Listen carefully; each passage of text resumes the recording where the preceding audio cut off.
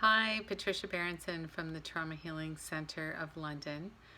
I want to share with you just to address what is happening in the U.S. in regards to George Floyd and his senseless death.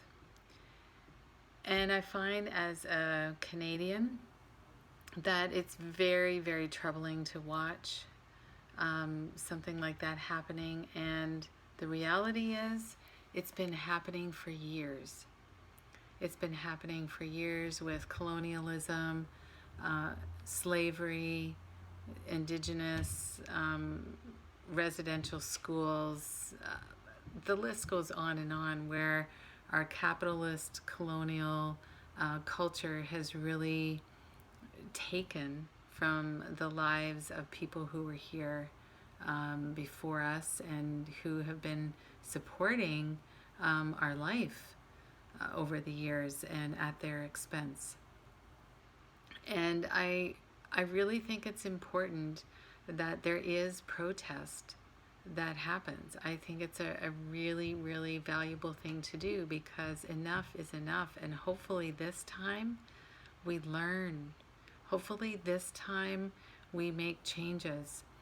And I'm not a US citizen, I'm a Canadian, and that change has to start with me.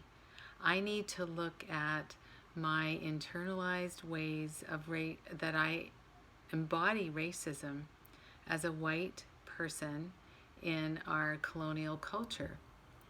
And that is not something that's easy to do, to say, yes, I have internalized racist beliefs and values, and how can we not?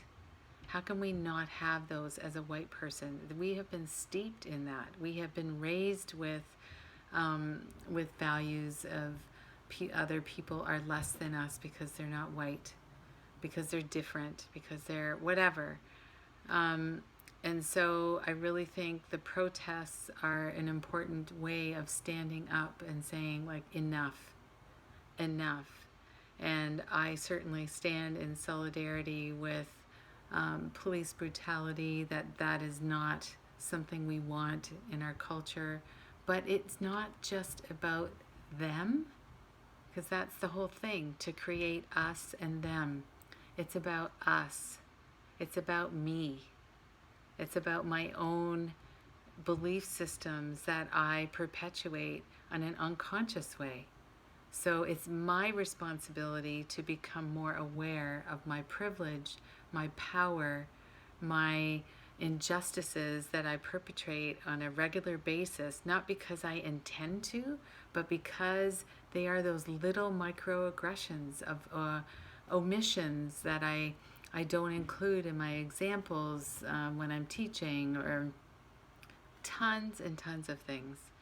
And like someone said before, it's like 1,000 paper cuts all the time, more and more and more.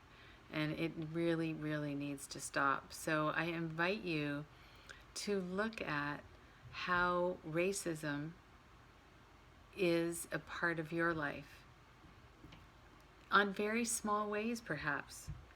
So think about ways that you can make a difference, that you can foster a change, and don't stand anymore for what has been going on for generations after generation. Thank you so much, and I look forward to hearing your response. Bye for now.